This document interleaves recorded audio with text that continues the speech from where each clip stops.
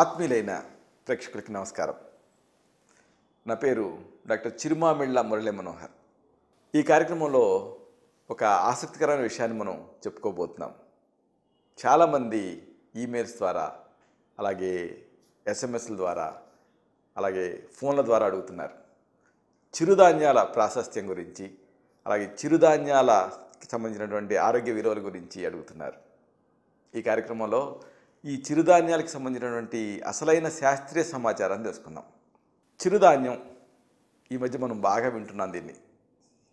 అంటే ఎంతకాలం నుంచో ఉంది ఇది, కానీ కొన్నిటికి కొన్ని రోజులలో ఫోకస్ ఉంటూ ఉంటుంది. అలాగా ఈ మధ్యకాలంలో ఈ చిరుధాన్యాల మీద ఫోకస్ ఎక్కువైంది. కాబట్టి అసలు శాస్త్రీయంగా ఈ చిరుధాన్యం అంటే ఏమిటి, దీని ప్రయోజనాలు ఏమిటి, దీని సెలక్షన్ ఎలాగా, ఎలాంటి సమస్యలలో దీని ఆహార ఔషధం కింద వాడుకోవచ్చు, ఈ సమాచారాన్ని తెలుసుకుందాం. చిరు అంటే దాని పేరులోనే ఉంది కదా, చిన్నధాన్యం అని. అంటే చిన్నధాన్యం అనేటటువంటి పేరు ఎందుకు వచ్చింది అంటే దీంట్లో క్యాలరీల పరంగా క్యాలరీలు తక్కువ ఉంటాయని, అలాగే దీన్ని సాగు చేయడం చాలా తేలికని, ఇలాంటి డిఫరెంట్ అర్థాలలో ఈ చిరుధాన్యం అని పిలుస్తున్నారు. అయితే చిరు అంటే చిన్నగా ఉంది కదా అని దీన్ని చిన్న చూపు చూడకూడదు మనం. ఎందుకంటే ఒక్కోసారి చిన్న విషయాలే పెద్ద అంశాల కింద మనకి మారిపోయి వాటి తాలూకు ప్రయోజనాలు కలుగుతూ ఉంటాయి. అలాగే పొట్టివాళ్ళలో ఎలా అయితే గట్టివాళ్ళు ఉంటారో అలాగే ఈ చిరుధాన్యం కూడా నిజానికి చాలా గట్టి ధాన్యం. ఇంకా చెప్పాల్సి వస్తే చిన్నలో చాలా పెద్ద ప్రయోజనాలు ఉన్నట్టు. కాబట్టి ఈ చిరుధాన్యాల గురించి మనం తెలుసుకోవాలి పూర్తిగా. చిరుధాన్యాలలో మనం ముఖ్యంగా చెప్పుకోవాల్సింది ఏమిటి అంటే రాగులు, అలాగే సజ్జలు, ఇంకా కొర్రలు, వరిగలు, అరికలు. ఇవి ఎక్కువగా ఈ చిరుధాన్యం తాలూకు వర్గంలో మనకి కనిపిస్తాయి. రాగులు, సజ్జలు, కొర్రలు, వరిగలు, అరికలు. ఇవి నిజానికి చూడటానికి అంతగా మీకు అంత పాలిష్డ్గా, అంత ఫ్యాషన్గా ఉండవు. ఈ గింజలు కూడా చూడటానికి గొప్పగా కనిపించవు. కానీ ఈ ఆరోగ్యానికి మేలు చేసేటువంటి మేలు అంతా ఇంత కాదు, అనల్పం. ఈ మధ్యకాలంలో ఈ శాస్త్రజ్ఞుల దృష్టిని ఇవి బాగా ఆకర్షిస్తున్నాయి. అంటే శాస్త్ర పరిశోధనలు అన్నీ కూడా వీటి చుట్టే తిరుగుతున్నాయి ఎక్కువగా. అందుకే ఈ ధాన్యాలలో కల్లా ఈ చిరుధాన్యాలు వేరు కాబట్టి వీటిని ప్రత్యేకమైనటువంటి శ్రద్ధతోటి మనం చూడాలి. ఒకప్పుడు నిజానికి మన దేశంలో ఈ పోషకాహార లోపం అనేది పెద్ద సమస్య కింద ఉండేది. కానీ ఇప్పుడు ఏమైంది అంటే ఈ ఇంజనీరింగ్ వల్ల, వీటన్నిటి వల్ల ఆహార లభ్యత బాగా పెరిగింది. అలాగే ఆహారపు అలవాట్లు కూడా బాగా మారిపోయాయి. అంతకుముందంటే బాగా శ్రమించేవాళ్ళు, దానికి తగ్గట్టుగా ఆహారం తీసుకునేవాళ్ళు. ఈ మధ్య ఈ ఆటోమేషన్ వీటన్నిటి వల్ల శ్రమ తగ్గిపోయింది, ఆహారపు అలవాట్లు ఏమో బాగా మారిపోయాయి. అంటే రుచికి ప్రాధాన్యత పెరిగిపోయింది.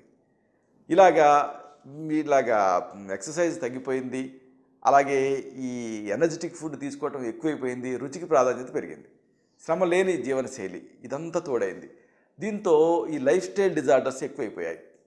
అంటే అవసరానికి మించి తినటం, దీన్ని ఆయుర్వేదంలో అధ్యసనం అంటాం.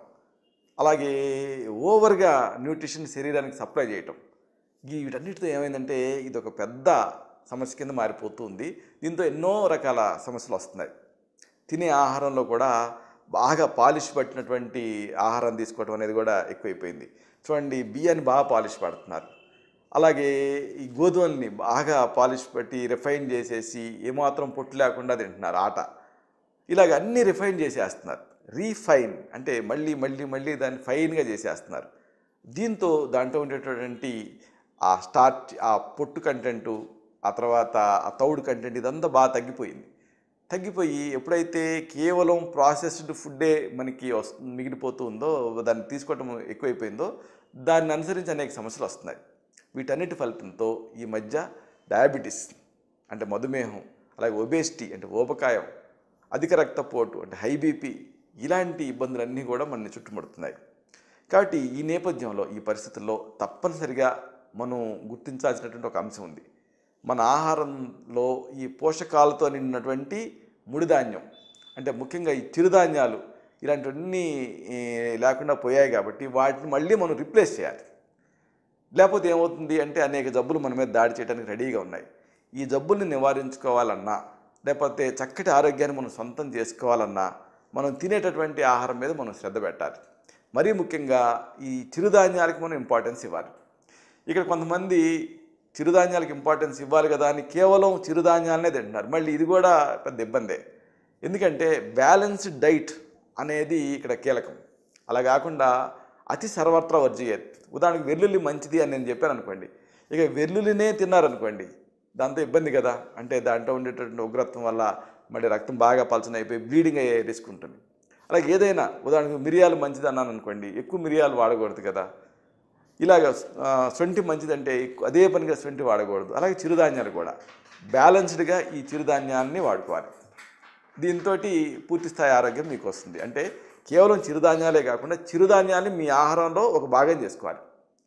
ఈ చిరుధాన్యాలలో బాగా ప్రాచుర్యాన్ని పొందినవి ఏమిటి అంటే జొన్నలు, అలాగే రాగులు. కొన్ని ప్రాంతాలలో ఈ సజ్జలు కూడా బాగానే వాడుతున్నారు. ఇలాగా ఈ మూడే ఎక్కువ చిరుధాన్యాలలో, మెయిన్గా జొన్నలు, రాగులు, కొన్ని ప్రాంతాల్లో సజ్జలు. కానీ ఇంకా చాలా ఉన్నాయి. కొర్రలు ఉన్నాయి, అరికెలు ఉన్నాయి, వరిగలు ఉన్నాయి, సామలు ఉన్నాయి, అలాగే ఊదలు, ఇలాగా చాలా రకాల చిరుధాన్యాలు ఉన్నాయి. వీటి గురించి చాలామందికి తెలియదు. కొంతమంది అయితే కనీసం వీటిని చూసి కూడా ఉండరు. ఒకప్పుడు నిజానికి ఇవన్నీ కూడా వాడుకలో ఉన్నాయి. అయితే వీటిని ప్రధాన ఆహారంగా తీసుకుంటూ పూర్తిగా వీటి మీదనే ఆధారపడేవాడు కూడా చాలామంది ఉండేవాడు. ఈ మధ్య కాలంలో వీటిని చాలామంది మర్చిపోయారు.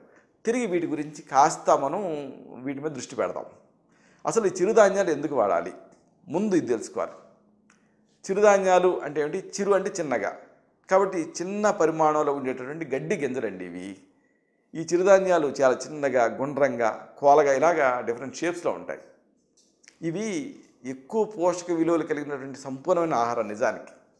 అంటే వరి, గోధుమ, మొక్కజొన్నలు వీటికంటే ముందు ఈ చిరుధాన్యాలనే మన దేశంలో ఇవి ఎక్కువగా లభ్యం అయ్యాయి, దొరికేవి. చిరుధాన్యాలు అద్భుతమైనటువంటి పోషక ఆహారం. అంతేకాదు వీటి సాగు కూడా చాలా తేలిగా, పైగా వీటిని సాగు చేయటం వల్ల జీవ వైవిధ్యం అనేది ఉంటుంది, పర్యావరణ పరిరక్షణ కూడా సాధ్యమవుతుంది, అన్నిటికీ మించి ఆహార భద్రత సాధ్యమవుతుంది. అంతేకాదు 70% పశు సంపదకి ఈ కూడా చిరుధాన్యాల వల్ల ఆహారం లభిస్తుంది. అసలు మీకు ఒకటి విషయం చెప్పాలి, వేల సంవత్సరాలుగా మన దేశంలో ఈ చిరుధాన్యాలు సాగు అవుతూనే ఉన్నాయి. వీటిలలో రాగులు, జొన్నలు, సజ్జలు, కొర్రలు, అరికలు, వరిగలు, ఓదలు, సామలు ఇవన్నీ కూడా ఎక్కువగా అందుబాటులో ఉన్నాయి. వీటి సాగుతో చాలామందికి, అంటే ఎక్కువ ఆ ప్రజానీకానికి ఆహార భద్రత, అలాగే వ్యవసాయ రంగ రక్షణ ఇవన్నీ కూడా సాధ్యమవుతాయి. ఈ చిరుధాన్యాల సాగుకి రసాయన ఎరువుల అవసరం ఉండదు, అది దీని ప్రత్యేకత. అలాగే నీటి కొరత ఉండేటటువంటి భూముల్లో కూడా ఈ రసాయనిక ఎరువులు వాడకుండా వీటిని పెంచవచ్చు, అది దీని ప్రత్యేకత. వీటికి మన సాంప్రదాయిక సాగు పద్ధతులు అంటే వర్మీ కంపోస్టు, అలాగే పంచగవ్యాలు ఇలాంటి వాటిని ఎరువుగా వాడి ఈ మొక్కల్ని, ఈ చిరుధాన్యాన్ని పెంచవచ్చు. ఈ చిరుధాన్యం నుంచి మనకి పోషకాహారం లభిస్తుంది. పోషకాహారమే కాదు, ప్రత్యామ్నాయ ధాన్యాల కింద కూడా ఇవి ఉపయోగపడతాయి. అంటే కాంప్లిమెంట్ చేస్తాయి. మనం మెయిన్గా వాడేటువంటి ఆహారంతో పాటు వీటిని వాడుకోవచ్చు. ఈ చిరుధాన్యాల సాగుకి తక్కువ నీళ్లు సరిపోతాయి. చెరుకు, వరి, అరటి ఈ సాగుకి అవసరమైన దాంట్లో దాదాపు 20% నీటితో ఈ చిరుధాన్యాలను పండించవచ్చు. అంటే ఈ నీటి తాలూకు అవసరం చిరుధాన్యానికి చాలా తక్కువ ఉంటుంది. అలాగే భూగర్భ జలాలను కానీ, లేకపోతే ఉపరితలపు నీటి వనరులను కానీ వినియోగించకుండానే కేవలం వర్షాధారంగా ఈ చిరుధాన్యాలను పండించుకోవచ్చు, అది దీంట్లో గొప్పతనం. ఇక్కడ మరొక విషయం ఉంది.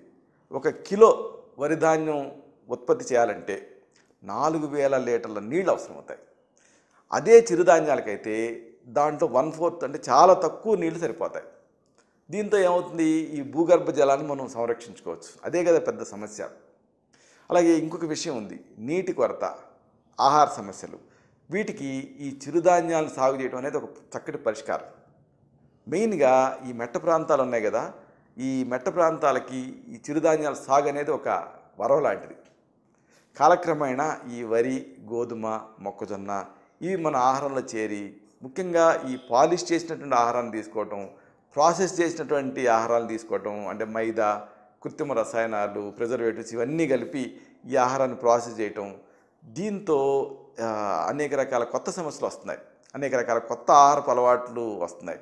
వీటితో దీన్ని అనుబంధించి దీన్ని అనుసరించి డయాబెటీస్, ఊబకాయం, ట్రైగ్లిజరైడ్స్ పెరిగిపోవటం, వీటితో మళ్ళీ హార్ట్ డిసీజెస్ రిస్క్ పెరగటం, అలాగే క్యాన్సర్ లాంటి ప్రాణాంతక వ్యాధులు ఇవన్నీ కూడా దీన్ని అనుసరించి వస్తున్నాయి.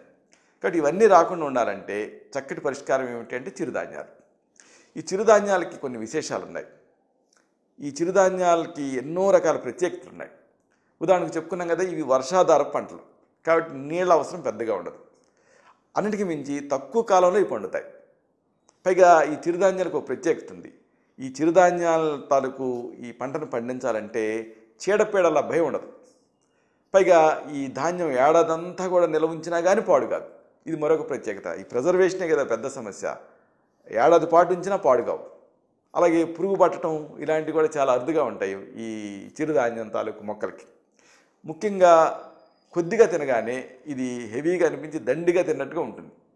అందుకని వీటిని ఎక్కువగా ఒకప్పుడు తినేవాళ్ళు, కాస్త తిన్నా ఎక్కువ తిన్నట్టు ఉంటుంది కాబట్టి. కానీ ఇప్పుడు పరిస్థితి మారిపోయింది. అంటే వీటిని పండించటం, అలాగే వీటిని వాడటం దాదాపుగా కనుమరుగైంది. కానీ మళ్ళీ దీన్ని తాలూకు ఇంపార్టెన్స్ మనం గుర్తించాలి. ఇప్పుడు అంటే ఈ డిసీజెస్ పెరుగుతున్న నేపథ్యంలో డయాబెటీస్ కానీ, స్థూలకాయం కానీ, ఈ చిరుధాన్యాల వాడకం అనేది ఒక ముఖ్యమైనటువంటి అంశం కింద మనం గమనించాలి. ఇక ఓట్స్ కానీ, కినోవా ఇలాంటివి మనం ఈ మధ్య బాగా వింటున్నాం. ఇవి నిజానికి బాగా ఖరీదైనవి. ఇలాంటి ఖరీదైన ఓట్స్, కినోవా వీటికి బదులుగా తేలిగ్గా, చౌకగా అందుబాటులో ఉంటాయి ఈ చిరుధాన్యాలు. వీటిని మనం వాడుకోవచ్చు. ఇక్కడ మరొక ముఖ్యమైన విషయం చెప్పాలి మీకు. ఒక్కో చిరుధాన్యం ఒక్కో రంగులో ఉంటుంది. అలాగే ఒకే రకం చిరుధాన్యంలో రకరకాల రంగులు కూడా ఉంటాయి. తెల్లజొన్నలు, పచ్చజొన్నలు, ఎర్రజొన్నలు, తెల్లరాగులు, పచ్చరాగులు, ఎర్రరాగులు ఇలాగా అనేక రంగుల్లో ఇవి మనకి లభిస్తాయి. కొర్రలు పసుపు రంగులో ఉంటాయి, సామలు తెల్లగా ఉంటాయి, సజ్జలు సామలు కాస్త నీలి రంగులో ఉంటాయి. ఎందుకు అంటే వీటిలో ఉండేటువంటి ఫైటో కెమికల్స్తో ఇలాగ ఈ చిరుధాన్యాలకి ఒక్కొక్క దానికి ఒక రంగు వస్తూ ఉంటుంది. అలాగే యాంటాక్సిడెంట్స్ గుణాలు ఉండేటటువంటి ఈ అనేక రసాయనాలు ఈ చిరుధాన్యాలు ఉంటాయి. దీంతో మనకి పూర్తిస్థాయి ఆరోగ్యం అనేది సాధ్యమవుతుంది. ఈ చిరుధాన్యాలకి అనేక రకాల ప్రత్యేకతలు ఉంటాయి.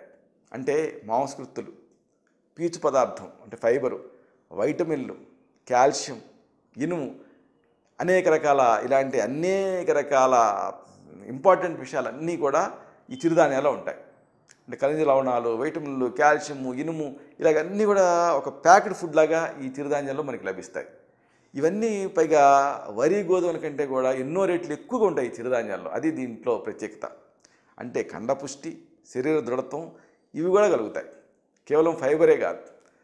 ఈ చిరుధాన్యాలు మీకు చెప్పాలంటే కాస్త క్షారగుణం కలిగి ఉంటాయి కాబట్టి ఉదరకోశ వ్యాధులు, ముఖ్యంగా జీర్ణాశయ సమస్యలు ఏమైనా ఉంటే అంటే అజీర్ణం కానీ, ఎసిడిటీ కానీ, కడుపులో మంట కానీ ఇలాంటి సమస్యలకి ఈ చిరుధాన్యాలు అనేవి ఒక చక్కటి ఆహార పరిష్కారం. అలాగే ఇక్కడ ఇంకొక విషయం చెప్పాలి. గ్లూటెన్ ఉండే పదార్థాలు అంటే జిగురుండే పదార్థాలు ఉంటాయి, గోధుమ ఇలాంటివి. వీటిని తింటే అనేక సమస్యలు వస్తూ ఉంటాయి. ఎలర్జీలు, సీలియాక్ డిసీజెస్, ఐబిఎస్ ఇలాంటి సమస్యలు రాకుండా ఒకవేళ గ్లూటెన్ ఎలర్జీ మీకు ఉంటే దానికి ప్రత్యామ్నాయంగా ఈ చిరుధాన్యాలు పనిచేస్తాయి. అంటే గ్లూటెన్కి ఒక చక్కటి పరిష్కారం ఈ చిరుధాన్యాలు. ఇక గ్లూటెన్ అనే దానిపైన ఈ మధ్యకాలంలో ఈ పదం ఎక్కువ వింటూ ఉన్నాం. గ్లూటెన్ అంటే ఏంటంటే జిగురుగా ఉండే పదార్థం. గ్లూటెన్ ఉండటం వల్లనే ఆ పదార్థాలకు సాగే గుణం వస్తుంది. అందుకే కదా గోధుమ హల్వా ఇవన్నీ ఎందుకు సాగుతాయంటే దాంట్లో గ్లూటెన్ ఉంటుంది. అయితే ఇలాగా సాగటం అంటే ఏమిటి అంటే ఇది సరిగ్గా అరగకపోవడం వల్ల దాని నుంచి ఎలర్జెన్స్ రిలీజ్ అయ్యి రక్తంలో కలిసి ఎలర్జీలు, దద్దులు, దురదలు ఇలాంటివన్నీ వస్తాయి. అందుకే ఈ గోధుమ, మైదాలలో గ్లూటెన్ ఎక్కువ ఉంటుంది కాబట్టి చాలామందికి ఇవి పడవు. గ్లూటెన్ ఎక్కువగా ఉన్నప్పుడు కీళ్ళ నొప్పులు కానీ, అజీర్ణం కానీ, లేకపోతే ఇంకా ఎసిడిటీ కానీ, మలబద్ధకం కానీ, అతిసారం, లేకపోతే చర్మ వ్యాధులు, స్థూలకాయం, అల్సర్స్, అలాగే త్వరగా అలసిపోవటం, మొత్తుగా అనిపించడం, మైగ్రేను ఇలాంటి ఎన్నో సమస్యలు వస్తాయి.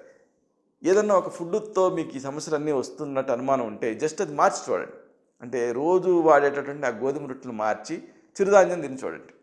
మీ ఎలర్జీలు, త్వరగా అలసిపోవటం, లేకపోతే ఈ ఇండైజెషను, ఎసిడిటీలు ఇలాంటివి తగ్గితే మీకు గ్లూటెన్ ఎలర్జీ ఉన్నట్టు అర్థం. అది మీరు ఈ చిరుధాన్యాల ద్వారా ఈ సమస్య నుంచి బయటపడేటువంటి అవకాశం ఉంటుంది.